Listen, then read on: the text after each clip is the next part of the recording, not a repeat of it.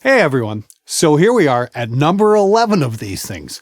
It looks like the channel is just passing 40,000 subscribers and we're well into the How to Record Heavy Drums series. I'm totally blown away by the response, and especially the response to is the drum sound in the hands. I've got lots more coming up in the next few weeks. We're going to take a look at miking up the snare, toms, and room mics.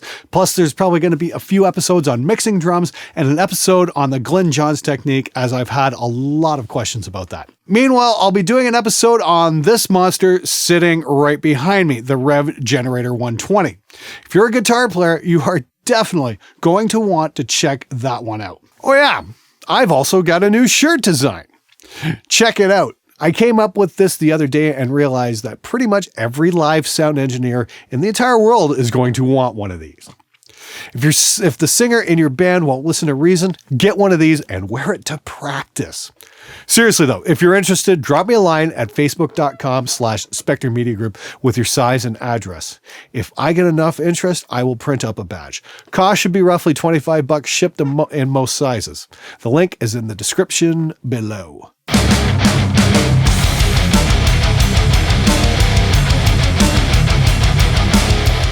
Hey man, big fan of your work. Just want to let you know, after making my bass player watch almost all of your videos on the Spectre Media channel, he left the band. LOL. You know, I met a lot of bass players at NAMM and they all thank me for what I'm doing. The guys who can play the instrument understand that the ones who can't need to be called out for. The ones who get butthurt are the ones who need to practice the most. So if your bass player left the band over a couple of YouTube videos, consider yourself lucky, as you're free to go find a decent one. How do you feel about layering samples with real recordings to make the sound thicker? Thanks a lot, your videos are awesome. I've tried layering samples and I've never had much luck with it. Like, ever. It might work perfectly well for you, but for my own recordings, every time I try layering in a sample, it feels like I'm taking something away from the drums. Great video! Now, if only the rest of the music industry would watch, but they're too busy fucking people, auto-tuning, sampler replacing, time aligning, and sniffing their own farts to acknowledge the undeniable truth. Human elements make better music. Well, it's not like I haven't been saying this all along. When we switched over to digital, it was great because it opened up recording technology to everybody. The problem is, these days it's being used to take shortcuts that really shouldn't be taken. Check this out. Someone sent me this raw clip of the Beach Boys' Pet Sounds vocal tracks. The happy times together we've been spending. I wish that every kiss was never ending. But wouldn't it be nice? What's mind-blowing about that is they did it with a 4-track recorder. And that's it. No auto-tune, no time alignment, just a group of guys singing their asses off. And what's really great is that there are some slight imperfections on those tracks. And that's what gives the music some character. And that's why 49 years later, we're still talking about it. Meanwhile, most modern stuff won't be remembered 10 minutes from now because the passion and the emotion has been censored out by the engineer. This is starting to get ridiculous. I feel bad for the guy who has to mix this band at their live shows. There's cupping the mic, but this is just epic stupid. Clearly, his engineer needs one of these. I know you'll ignore me because I'm a bass player talking about bass, but it would be really cool to see a video like this on bass guitar. Because there have been a lot of fuckhead bass players in our studio who pluck the strings like they will break any second. Then there's another type of fuckheads who just ran the shit out of their bass, which makes a lot of difference in sound, although being a closed circuit. I've got a number of requests for Sound is in the Bass Hands video, and I am intrigued. I've definitely seen a few projects where the bass tone differed wildly due to the player, but I've never done a 4-player shootout before. Sounds like it should be a pretty cool test. I will put that on my list. Now, I just have to find 4 bass players that can show up to the studio on time. Take a while for that one.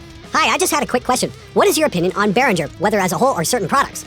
They get a lot of crap from people, but my roommate and I enjoy a few of their products. 7-band EQ and Ultra Harmonious pedals, as well as their Ultra G DI box with cab simulation, to be specific, and are always open to get more. I'd love to hear your opinion. Thanks. For whatever reason, Behringer gets a bad rap. I only own one thing from them, the ADA 8000. It's part of my live rig, and honestly, it's a rock-solid piece of gear. It does what it's supposed to do, and it does sound excellent. That piece in particular showed up a lot of the cork sniffers over at Gear Sluts in a blind test. Turns out the converters on it are actually quite good. A lot of the younger viewers obviously can't afford top-of-the-line gear all the time, so I imagine the Behringer question comes up quite a lot. The best advice I can give is to demo what you can at your local music store and check the return policy before you buy anything. A 30-day return policy should be plenty of time to evaluate equipment, and you should be able to return anything, no questions asked, if you don't like something. If you're ordering online, be sure to find out the return shipping prices, because most online retailers won't cover that charge. So it really comes down to weighing new options when buying new gear. I've heard that if you use 2 kicks rather than 1, you get a better sound. The guy I heard it from said something about letting the drum breathe or something. Care to explain? 2 kicks can be a total pain. Getting them to sound similar anyway. Getting them tuned similar can be a real challenge, not to mention 2 mics and 2 preamps, and when you're recording with APIs, that can get pretty expensive. For what it's worth, I've got 2 kicks for my kit, and they're nice, but most of the time I just record a single kick. It's less work and less low frequency in the drum room.